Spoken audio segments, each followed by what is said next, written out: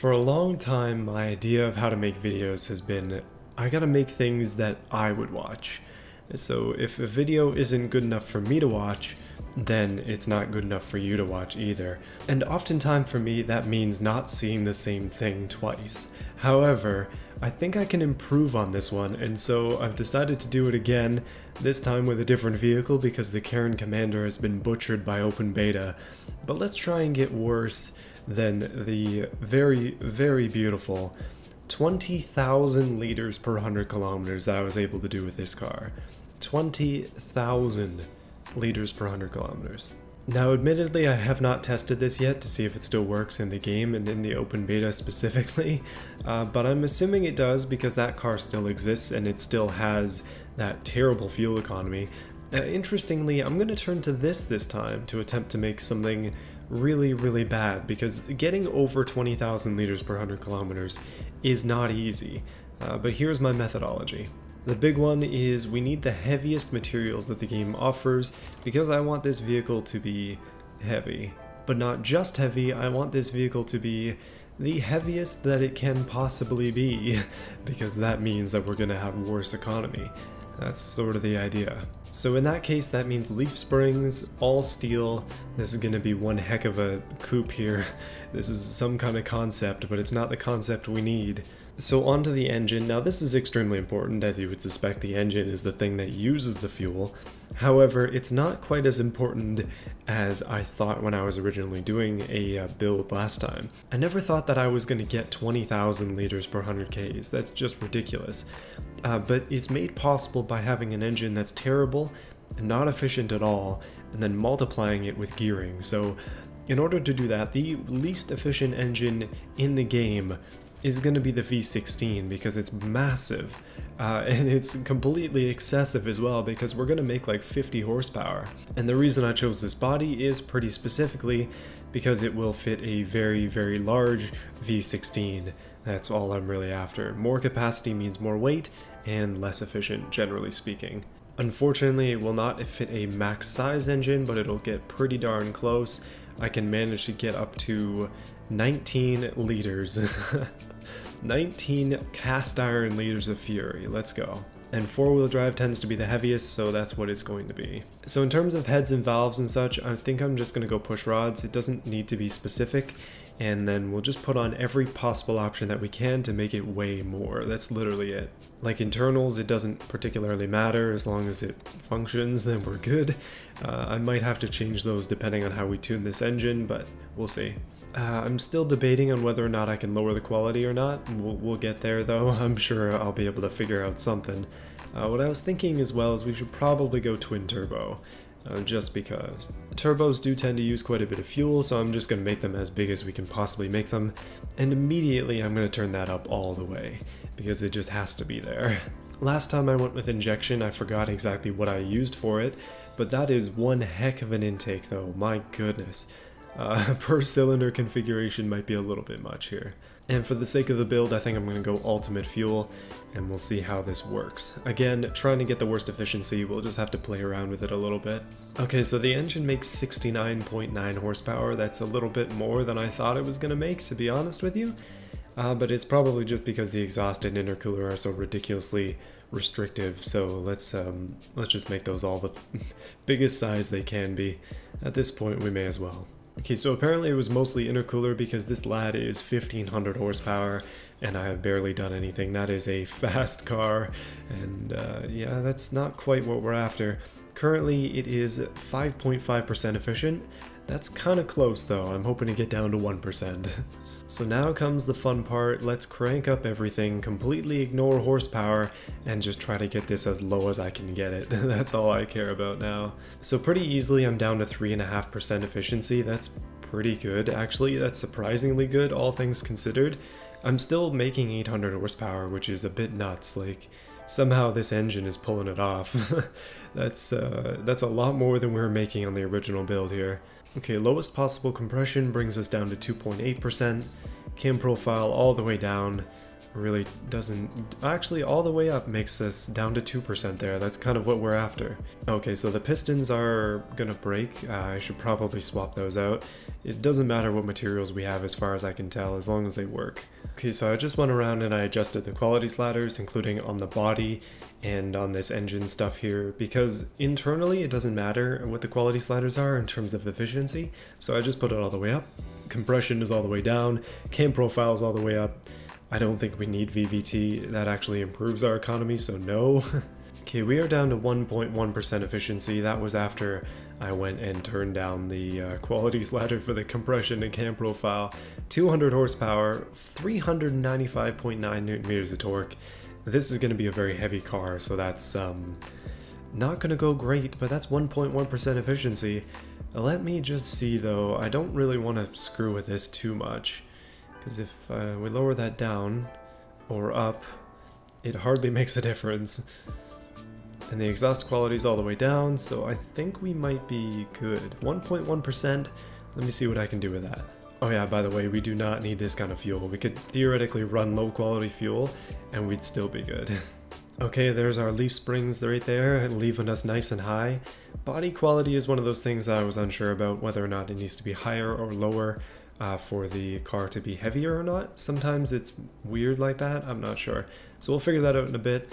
Let me just quickly paint this thing and then we'll try and give it a quick look, and then I'll move on to the cool stuff, the stuff that you're here for. Okay, so I just realized that I forgot to morph the body, and wow, it is a good thing that I did, because this is one heck of a cool body. I love this back end, and I really feel like I need to come back and do this one properly. Except for the stuff hanging out through it, this is a really cool mod body, especially when we widen the wheels that much. These are going to be some wide lads. Let's just say it's from a dystopia where fuel economy doesn't matter and everybody just drives massive land yachts. Sounds about right, doesn't it? Okay, so the car's a little bit different than the last time you saw it. I took some liberties with this one, just a few changes that I thought were kind of fun. I'm not sure if you can read that, but it seems to be the slogan of this vehicle. And yeah, just some small liberties with the back, interesting turbo placement, and just trying to test some stuff out for future builds. That's kind of what I use these test beds for. But yeah, I think we're pretty much good to go here. On to the next part of this. So before we get our graphs, we're gonna have to go through the entire build process, but I kind of know what I'm doing anyways, so we'll see what happens. But 4x4 automatic, the lowest amount of speeds that we can get. I'm considering lowering this down, but I don't think we can because this body's pretty new. But the older it is, the less speeds we could potentially have, and that would be great. I'm gonna give it an electric LSD. We might come back and change that, and we'll just go lowest possible quality. We'll see what happens though. Okay, the wheels are incredibly important. Don't worry, that's just mirrored. I'm gonna make them chunky off-road, I think, and as wide as possible. The biggest wheels we can possibly fit. So offset adds weight, and I want weight, so I have massive offset. And I was thinking as well that we put on the biggest wheels we can, because bigger generally doesn't mean better in terms of fuel economy. Okay, that's pretty big. And onto here, I think the actual one has vented discs. I have no idea what I'm going to do. Let's just do this and we'll come back to it. Biggest brakes possible though, more weight, why not? Aerodynamics, we'll just go none for now and we'll come back to this later. And in terms of the interior, we need as much interior as we can get, including the heaviest possible interior. Same thing over here, we'll just put on all of the assists, and we're actually going to raise the quality sliders down here because that seems to be important. On to the suspension. I don't think this particularly matters, so I'm just going to quickly slap some stuff on it. Some of this stuff weighs more than others. Or does it? I have no idea. We'll just go air suspension, active, race preset. We're up to 1,248 liters per 100 kilometers. That's pretty good. But I think I can do worse because it seems like it's probably a bit too drivable, if I'm honest. That's a little bit too good for me. But yeah, if we go to fuel economy right here, you can see this lad adds up to 1,270 liters. I'm not sure if I'm going to be able to be worse. I really hope I am. If not, I don't know what I'm going to do. Okay, so semi-slicks are apparently worse for fuel economy, so we'll keep that in mind. And I'm just gonna have to go through now and make sure that I have everything sorted. Oh my goodness, I've done it. 3,201 liter per 100 kilometers. That's not enough. It's gotta be worse. Something's different about the car, but I just can't quite place it. You notice anything? Okay, so in my pursuit of horrible fuel economy, I managed to make it 5,462.5 by making the rims and tires absolutely massive. If that's not futuristic, I don't know what is. Now I'm pretty sure that when these wheels touch, that the world is gonna end, but I think the thing I'm most disappointed about is that it's covering up the beautiful slogan on the side that really is hurting me a little bit. So 5,462, and the main complaint is that the car is underpowered. You know, I think I can do worse. Because as bad as this gearing is, and as bad as 0.4 fuel efficiency is, I can still do worse than that, can't I? Oh my goodness, I'm getting close. That's 14,017.9 liters per 100 kilometers. With the massive wheels, I'm gonna consider that to be an almost success. My goal now, because apparently the flying brick of the Karen Mobile is just much worse fuel economy wise than this thing is, I really just want to get this as close as I can. That's literally it. But I was thinking, one way to do that is downforce. I have it up 100%, we can put the wing angle up 100% as well, and yeah, we can make this worse by putting more wings on there that it doesn't need at all. See, fixtures can be good for things sometimes, and in this case it's making stuff way worse. Just a specialty of mine at this point. Okay, I think I broke the game because it won't allow me to put anything else in the car. I'm struggling here. If you take away the massive wheels, it almost looks like you could put this in the movie Cars. That's the first thing that I think about when I see this beauty. Oh boy, what on earth is this? So my goal here essentially is to make it the least aerodynamic it can possibly be, and I feel like I've successfully done that. At least to a small degree. We've got a big thing on the back here that's essentially a sail, and then we have a huge piece on the front, which is dead weight, I think, and it also goes through the wheels, which is, it means it's gonna fly off immediately. See, I'm having issues because it doesn't want me to put anything else on the car. All I want to do is put another wing on there, please. That's all I want. And the gizmo is way over there, so not sure what's going on, but I will tell you that I managed to make it 16,452.1 liters per 100 kilometers, as if things couldn't get any worse. But boy, they can. I think the big thing is that the car itself weighs 10,000 kilos, which is like dump truck weight. 46.9 horsepower, never looked so fast. Oh no, I've done it. I've done it. I didn't need to place all those wings. I didn't need to make the wheels worse. All I had to do was make the engine worse. 64,122.2 liters per 100 kilometers. And that engine currently sits at a beautiful 0% efficiency. Oh my goodness, fuel goes right in and then immediately back out, but in order to put fuel in, you have to have a fire truck right there with fuel. You know, I don't know whether I should be proud of myself or if I should be worried, because 0% efficiency is not easy to do. This has taken me a while. I've been at this for an hour. Oh my goodness, I'm so happy. Okay, my next thought would have been carburetor. If I can get a carburetor down to like negative efficiency, then maybe, just maybe, it'll be even worse. And the answer so far has been no. I don't think I want to test that. But 64,000, that's just crazy. I'm not sure if I can even push this any further. Never mind, I managed to get 65,000. There we go. 4 ratios, that's all it needs. Oh yes. 65,000 liters per 100 kilometers. Yes. You know, without all this nonsense, it wasn't that bad a car, but now it shall suck down some fuel in BeamNG, or at least attempt to. I feel that this is probably not going to export at all, but I'm gonna try it anyways, just for fun to see what happens. I'm gonna quickly give it a name though, let me think of something quick. Okay, and let me just quickly silence that warning, something I didn't know I could do until this update. But there you go, that's 10,570 kilos, 0% efficiency, 42.3 horsepower, and 65,000 liters per 100 kilometers. Good luck. So before I go ahead and spawn in the latest creation, I thought I would show you one more time the Karen Mobile. This one is the one with 20,000 liters per 100 kilometers. And as you would suspect, it dies immediately as it drives. That is the curse of these ridiculous cars. They don't actually work most of the time. If you go really slowly, you can drive, but it will eventually die. You can see the fuel disappearing if you look closely on the right, but it doesn't go quite as fast as you would want it to.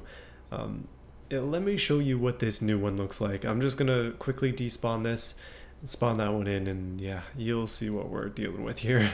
So as long as I can find it once again in this section, right there, pretty easy to see. Spawn, and yeah, this is not gonna go that well. So the wheels immediately fly off, all of its wings and fixtures immediately fly off, and our beautiful anime characters are just white patches. The engine does not even start. I don't know what I expected here, but it wasn't this. I expected it to at least try to drive. Oh yeah, I should say those spoilers that I attempted to put on actually did go on, but they went on underneath the car, which is very, very strange and not quite what I was anticipating. But every single time, no matter what, without fail, it just destroys itself every time. Keep in mind that these are maximum sized wheels, and that just means that, yeah, we can't really go anywhere.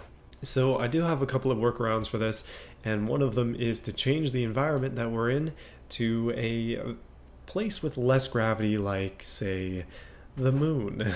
Let's try that. Okay, so on the moon we still break apart and the engine still doesn't work. I just want to get it to the point where it stays together. That's all I'm looking for here. Okay, so I spawned the car in 0 gravity and it still breaks apart for some reason, so it seems like no matter what, this thing is destined to break. But here you can see that spoiler that I placed that is indeed underneath the car when it really shouldn't be. And that nearly max size V16 hiding in there, that's just a little bit too beautiful for most eyes. Overall though, I would say that was a resounding failure. I managed to make it worse than the Karen Commander version in more ways than one. Now, to be honest with you, I was hoping that it would work, but I kind of knew it wouldn't. I kind of figured, like, most of the cars that are this ridiculous just don't drive, so yeah, here we are, 0G, floating around, back in Kerbal Space Program, I guess. Let me know, though, if you want me to tone this thing down and see if we can get it to suck back some fuel. I did that with the Karen Commander, with a vehicle that had 300 liters per 100 kilometers, which is still way too much, but it didn't work. It just never translates well to Beam, so I'm a little bit disappointed, but we'll figure it out. Maybe one day we can do cars as nuts in the game. That would be great. And obviously, our logo is kind of off on the side there too. Man, just disappointment everywhere today. But that's gonna be it for this video. Let me know what you guys think of this build, and 65,000 liters per 100 kilometers is quite a bit. Yeah, see if you can do worse than that. I'm pretty sure you can. I saw somebody in the Discord that managed to make it overflow, like the integer overflowed. So, yeah, I'm not even scratching the surface. I know you can do worse, and at some point the game is gonna have to fix this. But until then, let's just keep messing around. Let me just say a large thank you, a larger than average thank you to those of you who have chosen to support this channel. By the way, if you're watching this in December, I have posted on the supporters section a spot for you to put in questions that you might have for me that I'm going to answer at the very last video of the year. So there'll be a bit of a section at the end of that video where I would normally say your names, but instead I'm just going to answer questions. So don't be surprised if that happens. Make sure your question is in there. But we have, hold on, I gotta scroll down, there are so many of you. Overlord, That Rice-Stood Explorer, QT Bear, Terry Williams, The Most Random Person, Sick D Cars and Stuff, Jug, Paradoxical, GA Pope, Channel Failed to Load, Eden, Davis, The German Dude, and yeah, thank you guys for your support. All of you supporters, advanced supporters, appreciate you guys a lot. See you again next week. I got more stuff going on. I don't even know what yet. I plan things weekly. But yeah, thanks for your questions. See you again next time.